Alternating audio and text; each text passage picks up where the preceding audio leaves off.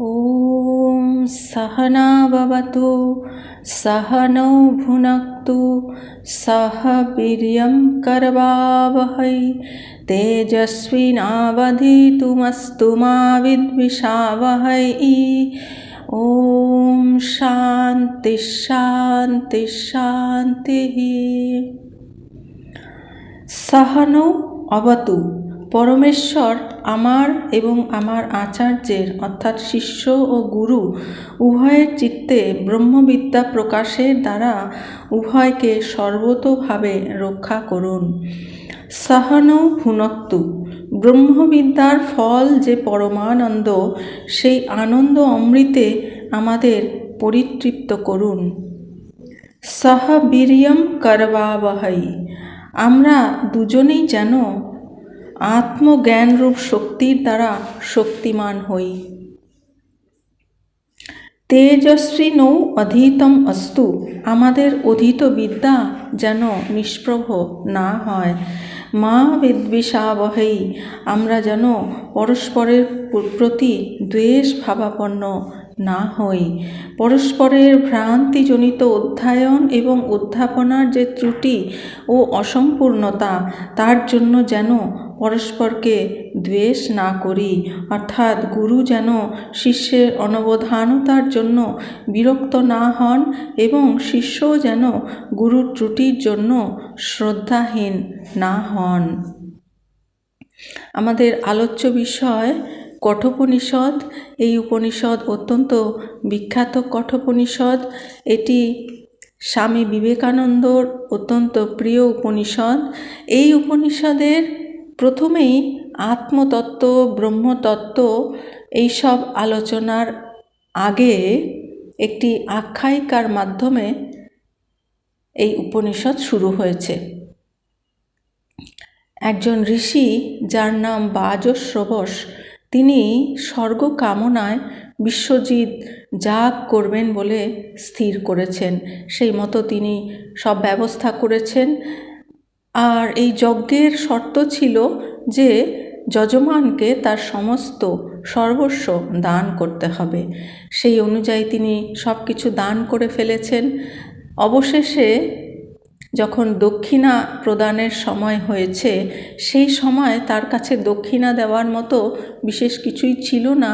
কয়েকটি মাত্র জরাজীর্ণ গাভী অবশিষ্ট ছিল। তখন তিনি এক প্রকার বাধ্য হয়েই সেই গাভীগুলি দান করছিলেন। আর সেই সময় নচিকেতা, সেই বাজশ্রবস ঋষির পুত্র নচিকেতা, সে বালক, 8-9 বছর বয়স তার মনে শ্রদ্ধার উদয় হলো। তিনি ইতিমধ্যেই শাস্ত্র ইত্যাদি অধ্যয়ন করেছেন। তিনি জানেন যে যেটি দান করতে হয় সেইটি উপযুক্ত হওয়া চাই, সেটি ব্যবহার্য হওয়া চাই। কিন্তু এই যে গাভীগুলি, এগুলো নিতান্তই ব্যবহারের অনুপযোগী। তাই তিনি পিতাকে বলছেন যে, তিনি মনে মনে ভাবছেন যে আমি তো পিতার উপযুক্ত পুত্র, আমিও পিতার সম্পত্তির মধ্যেই পড়ি।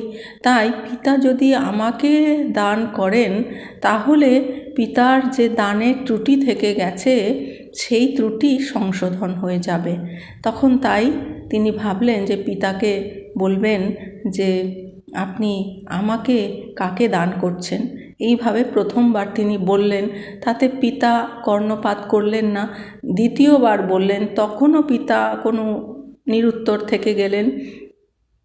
তৃতীয়বার যখন একই কথা নচিকেতা বলছেন, সেই সময় তার পিতা রেগে গিয়ে বলছেন যে আমি তোমাকে যমের কাছে দিলাম। এই কথা শুনে ভাবুক নচিকেতা নির্জনে চলে গেলেন। তার মনে একটু দুঃখ হলো। নির্জনে গিয়ে তিনি ভাবতে লাগলেন যে অনেক উত্তম ছাত্র এবং শিষ্যদের মধ্যে তিনি প্রথম স্থান অধিকার করে থাকেন। আবার অনেক শিষ্য ছাত্র পুত্রদের মধ্যে তিনি কখনো হয়তো দ্বিতীয় স্থান অধিকার করে থাকেন। কিন্তু তিনি নিজের মধ্যে এমন কোনোই নিকৃষ্ট গুণ খুঁজে পেলেন না, যার জন্য তাকে যমলোকে তার পিতা পাঠাবেন। সাধারণত যারা নিকৃষ্ট স্বভাবের, যাদের স্বভাব উত্তম নয়, তাদেরই যমলোকে পাঠানোর কথা পিতামাতারা বলে থাকেন। তো সেই রকম কোনো গুণ নচিকেতা নিজের মধ্যে খুঁজে পেলেন না। তখন তিনি বুঝলেন যে তাহলে পিতা নিতান্তই ক্রোধান্বিত হয়েই বলেছেন।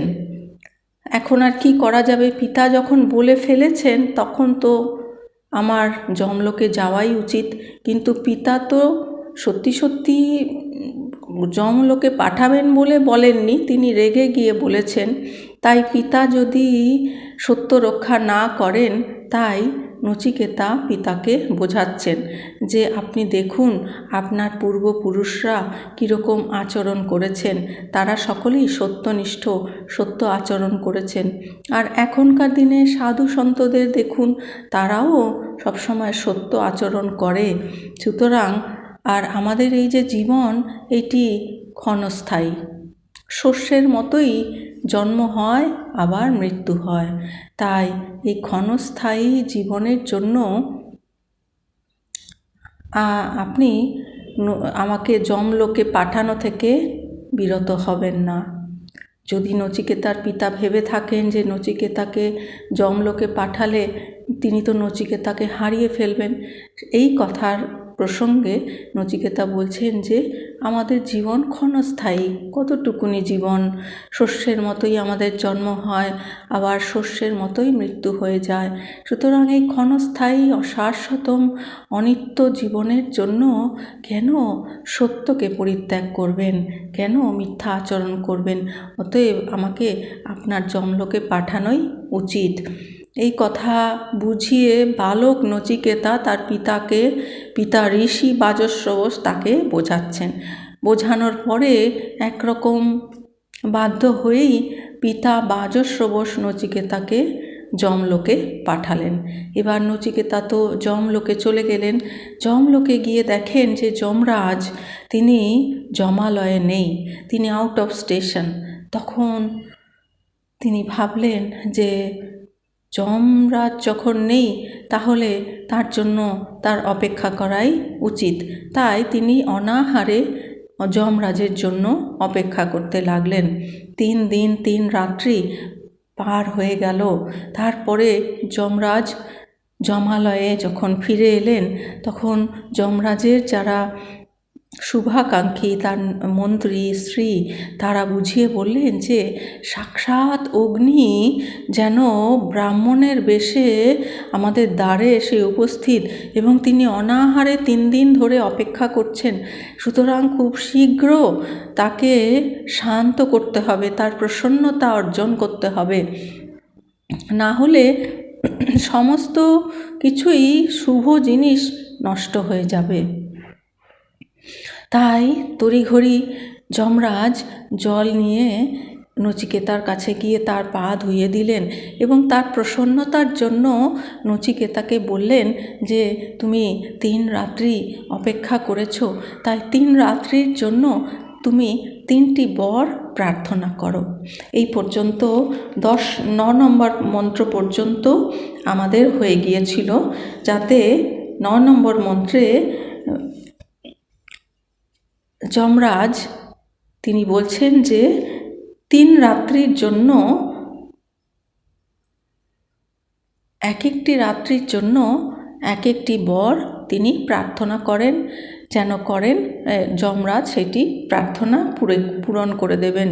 তিনি আরও অনেক বিনয় দেখালেন। যমরাজ যদিও তিনি দেবতা, বয়োজ্যেষ্ঠ, ব্রহ্মজ্ঞানী, আর যিনি অতিথি তিনি নিতান্তই বালক, তা সত্ত্বেও তিনি অতিথি কিভাবে আপ্যায়ন করতে হয়, তার কিভাবে সেবা করতে হয়, ব্যবহারিক জীবনটা কত নিখুঁত হওয়া প্রয়োজন, সেইটি দৃষ্টান্ত তিনি স্থাপন করেছেন।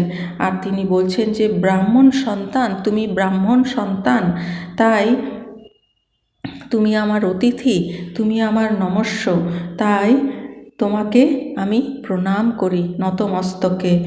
আর তারপরে তোমার আশীর্বাদে যেন আমার সব রকম কল্যাণ হয়। আর এই যে 3 রাত্রি তুমি অভুক্ত অবস্থায় অবস্থায় আমার জন্য প্রতীক্ষা করেছ, তার জন্য তুমি 3টি বর প্রার্থনা করো। তাতে এটা শুনে নচিকেতা ভাবলেন যে খুব সুন্দর অফার তিনি পেয়েছেন, খুব ভালো প্রস্তাব। এখানে নচিকেতার মনে কি প্রতিক্রিয়া হলো সেই বিষয়গুলি কিন্তু ভাববার।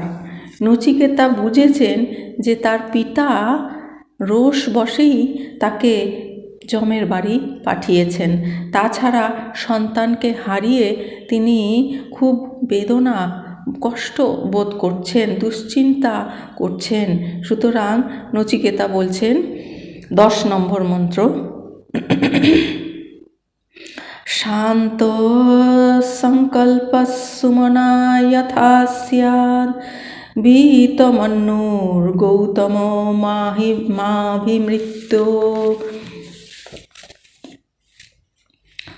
त्वत्प्रशिष्टं माभिवदेत् प्रतीत एतत्त्रयाणां प्रथमं वरं वृणे।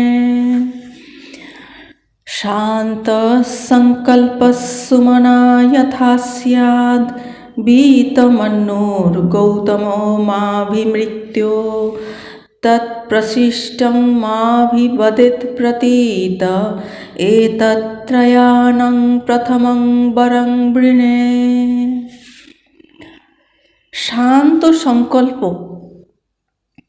আমার জন্য পিতা যে মানসিক উদ্বেগ দুশ্চিন্তা ভোগ করছেন, কারণ একমাত্র পুত্র বালক পুত্র নচিকেতা তিনি যমলোকে চলে গেছেন, তাই তিনি অত্যন্ত দুশ্চিন্তাগ্রস্ত।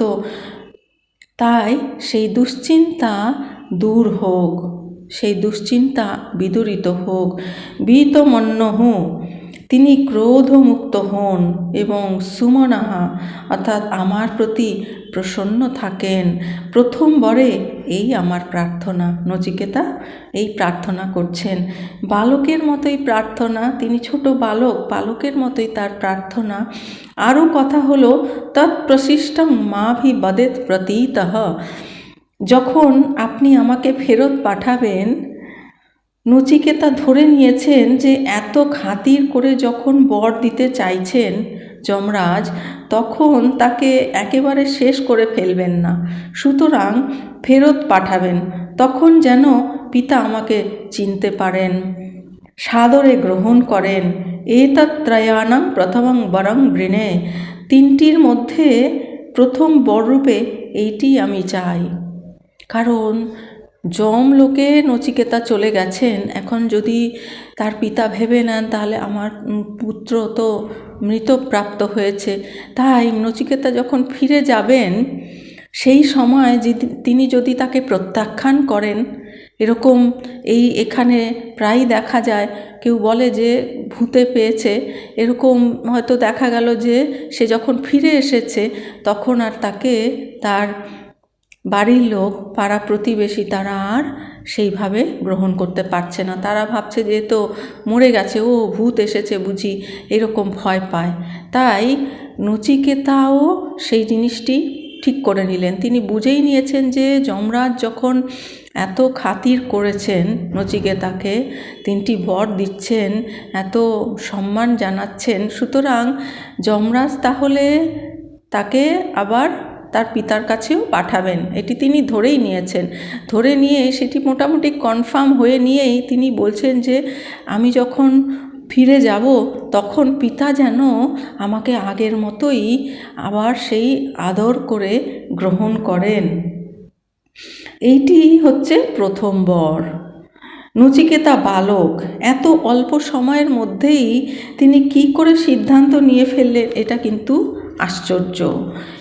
এ ছেলে সাধারণ ছেলে নয়, তার প্রার্থিত 3টি বরের একটা ক্রম আছে। প্রথম কি বর চাইলেন বিচার করে দেখলে বোঝা যায়, মানুষের প্রথম কামনা ইহলোকের সুখ। এখানে নচিকেতার কামনা হলো তার পিতা তাকে আদর করে ফিরিয়ে নেবেন।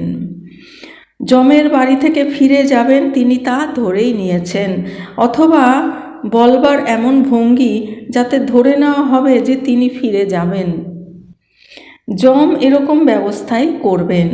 শ্রী রামকৃষ্ণ যেমন বলেছেন, একজন বর চাইলেন যে নাতির সঙ্গে সোনার থালায় ভাত খাবে। একসঙ্গে তিনি আসলে 3টি বর চেয়ে নিলেন। একসঙ্গে ঐশ্বর্য, পুত্র, পৌত্র হলো এবং তার সঙ্গে তার আয়ুও হলো। একবারেই 3টি কামনা পূর্ণ হবে। যাই হোক, নচিকেতার 3টি বরের মধ্যে প্রথমটি হলো ইহলোকের সুখ, এই জগতের সুখ। যম দেখলেন যে এ বর দেওয়া কিন্তু বিশেষ কিছুই কঠিন ব্যাপার নয়।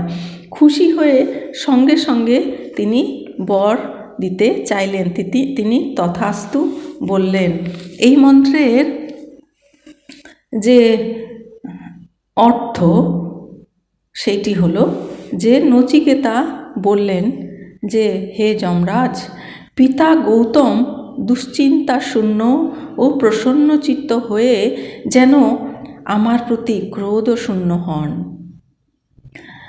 আর তোমার দ্বারা বিনির্মুক্ত আমাকে তিনি চিনতে পেরে যেন সম্ভাষণ করেন। বর 3টির মধ্যে এই পিতৃসন্তোষরূপ বর প্রথম আমি প্রার্থনা করি। এই মন্ত্রের ভগবান শঙ্করাচার্য যে ভাষ্য রচনা করেছেন তার যে অনুবাদ, ভাষ্যানুবাদ, সেটাও আমরা জেনে নেব। সেইখানে বলছেন যে যদি তুমি বর দিতে চাও তবে আমার পিতা গৌতম আমার প্রতি শান্ত সংকল্প, অর্থাৎ যমের নিকট উপস্থিত হয়ে আমার পুত্র কি করবে এইরূপ সংকল্প যার নিবৃত্ত হয়ে যাবে, সেই পিতা শান্ত সংকল্প ও প্রসন্ন চিত্ত হয়ে যেন আমার প্রতি ক্রোধ শূন্য হন। শান্ত সংকল্প অর্থাৎ মনে যে আমাদের চিত্তবৃত্তি ওঠে যখন কোনো খারাপ কিছু ঘটে, যখন আমাদের মনের আকাঙ্ক্ষা অনুযায়ী কোনো কিছু ঘটনা ঘটে না, তখন কি হয়, আমাদের মনে নেগেটিভ চিত্তবৃত্তি উঠতে থাকে এবং অনেক চিত্তবৃত্তি উঠতে থাকে।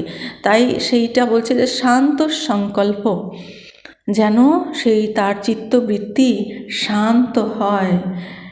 সংকল্প অর্থাৎ ঢেউ, যে চিত্তবৃত্তিরূপী যে ঢেউ, সেইটি যেন শান্ত হয়। পুত্র চলে যাচ্ছে, তার জন্য তার মনে ক্রোধ উৎপন্ন হয়েছে, এটা একটি নেগেটিভ ইমোশন। সেই নেগেটিভ ইমোশনের সঙ্গে সঙ্গে আরও অ্যাসোসিয়েটেড নেগেটিভ ইমোশন এসে তার চিত্তে অনেক ঢেউ, অনেক চিত্তবৃত্তি ওঠে। তাই সেই চিত্তবৃত্তি যেন শান্ত হয়। তাই বলছেন যে শান্ত সংকল্প, যেন দুশ্চিন্তা শূন্য হন আর প্রসন্ন চিত্ত হন। তিনি যেন তার ক্রোধ যেন প্রশমিত হয় এবং তিনি পুত্রকে লাভ করে, পুত্রকে দেখে তিনি যেন প্রসন্ন হন। তিনি যেন যমলোক থেকে এসেছে বলে ও ভূত এসেছে বা এই ধরনের কিছু না ভেবে তিনি যেন অপ্রসন্ন না হন, তিনি যেন প্রসন্ন হন এবং প্রসন্ন চিত্ত হয়ে আমার প্রতি ক্রোধ শূন্য হন। আর তোমার দ্বারা প্রেরিত অর্থাৎ তোমার কর্তৃক বিনির্মুক্ত হয়ে গৃহে প্রেরিত আমাকে তিনি লব্ধস্মৃতি হয়ে, অর্থাৎ এই আমার সেই পুত্র এসেছে, তিনি যেন ভুলে না যান নচিকেতাকে, তিনি যেন তার যেন মনে পড়ে এই আমার সেই পুত্র এসেছে, এই রকম প্রত্যাভিজ্ঞাপূর্বক অর্থাৎ চিনতে পেরে যেন সম্ভাষণ করেন। এই আমার প্রিয় পুত্র এসেছে, যেমন প্রিয় পুত্রকে আদর করে সম্ভাষণ করে তাকে কাছে টেনে নেয়, আলিঙ্গন করে, সেই রকম বর তিনটির মধ্যে এই পিতার প্রসন্নতারূপ প্রয়োজন বিশিষ্ট প্রথম বর আমি প্রার্থনা করি। সবচেয়ে আগে যেটি আমাদের প্রয়োজন থাকে যে এই ইহলোকে একটা কমফোর্টেবল সিচুয়েশন, এখানে যেন আমরা একটু স্বস্তিতে থাকতে পারি, তাহলেই কিন্তু আমরা উচ্চ চিন্তা করার বা অন্য কিছু হায়ার কোনো চিন্তা করার, হায়ার থট আমাদের মনে আসার সম্ভাবনা থাকে। তাই সমস্ত কামনার মধ্যে জাগতিক যে একটা ইজিনেস, একটা সুখ স্বাচ্ছন্দ্য, একটা নর্মালিটি, সেইটি কিন্তু নচিকেতা প্রথম প্রার্থনা করলেন। এই মন্ত্রের তাৎপর্যে বলছেন যে আধ্যাত্মিক রাজ্যের অধিকার অর্জনে কতিপয় সামাজিক ও নৈতিক শর্ত আপেক্ষিক থাকে। কারণ আমাদের জীবনটি, ব্যবহারিক জীবনটিও কিন্তু পারফেক্ট হতে হবে। পারমার্থিক আমাদের যে প্রাপ্তি, সেইটি কিন্তু ব্যবহারিক জীবন যদি ঠিক না হয় তাহলে কিন্তু আমরা পারমার্থিক জীবনে উন্নতি করতে পারি না। তাই ব্যবহারিক জীবনটিও কিন্তু আমাদের খুব সুন্দর, যথার্থ, শাস্ত্রসম্মত হওয়া দরকার। শাস্ত্র বলেন ঋণত্রয়ম অপাকৃত্য, ত্রিবিধ ঋণ শোধ করেই ব্রহ্মজ্ঞানের পথে অগ্রসর হতে হয়। আমাদের যে তিনটি ঋণ থাকে সেই ঋণগুলো কিন্তু আমাদের শোধ করেই তবেই আমরা কিন্তু মুক্তির পথে এগোতে পারি, ব্রহ্মজ্ঞানের পথে এগোতে পারি। এই জন্য দেখা গেল বর গ্রহণের প্রতিশ্রুতি পেয়েই পিতৃভক্ত বালক নচিকেতা নিজের কোনো প্রয়োজনের কথা না ভেবে প্রথমেই পিতার প্রসন্নতা ও মানসিক শান্তির জন্য প্রার্থনা করলেন। তিনি নিজে কিন্তু কিছু চাইলেন না, আবার বলতে গেলে তিনি চাননি সেটাও বলা যায় না, কিন্তু এখানে পিতার প্রসন্নতাই তিনি সবচেয়ে গুরুত্ব দিয়েছেন, পিতার সন্তুষ্টিকেই তিনি সবচেয়ে গুরুত্ব দিয়েছেন। কারণ পিতা প্রসন্ন হলে, পিতার সন্তুষ্টি হলে তিনি অটোমেটিক সব কিছু পেয়ে যাবেন, পিতা তাকে সব কিছু প্রদান করবেন। আর বর প্রার্থনার মধ্যেই যে একটি ক্রম আছে, সেই ক্রম সোপান দ্বারা শ্রুতি এটাই দেখাতে চেয়েছেন যে ব্যবহারিক জীবন নিখুঁত না হলে পারমার্থিক জগতের অধিকারী হওয়া যায় না। আমাদের এই যে ব্যবহারিক জীবনে আমাদের কীরকম হতে হবে, আমাদের যম নিয়ম এইগুলোতে প্রতিষ্ঠিত থাকতে হবে। যমের মধ্যে পড়ছে অহিংসা, সত্য, অস্তেয়, ব্রহ্মচর্য, অপরিগ্রহ এবং কোনো রকম নেশা না করা, এটি আরেকটি অ্যাডিশনাল, যেটি ভগবান বুদ্ধের যে পঞ্চশীল আছে তার মধ্যে এটি আছে, কোনো রকম নেশা না করা। এইগুলোতে কিন্তু প্রতিষ্ঠিত না হলে আমরা কিন্তু আমাদের ব্যবহারিক জীবন কিন্তু সুন্দর হয় না, শাস্ত্রসম্মত হয় না। আর এইগুলো যদি ঠিক না হয় তাহলে কিন্তু আমরা পারমার্থিক পথেও অগ্রসর হতে পারি না। তাই আমাদের ব্যবহারিক জীবনটার দিকেই কিন্তু আগে লক্ষ্য রাখতে হবে, আগে এইটিকে নিখুঁত বানাতে হবে। যদি আমরা অহিংসা, সত্য, অস্তেয়, ব্রহ্মচর্য, অপরিগ্রহ এইগুলোতে প্রতিষ্ঠিত হই তাহলে কিন্তু অটোমেটিক আমাদের জীবনটা পারমার্থিক কল্যাণের পথে অনেক বেশি উপযোগী হয়ে যাবে। অল্প চেষ্টাতেই আমরা পারমার্থিক উন্নতি করতে সক্ষম হব। তাই ব্যবহারিক জীবন এবং পারমার্থিক জীবন যেন একই পাখির দুটো ডানা, দুটোকেই সমানভাবে উন্নত হতে হবে, তবেই কিন্তু আমরা সেই ব্রহ্মজ্ঞানের অধিকারী হতে পারি।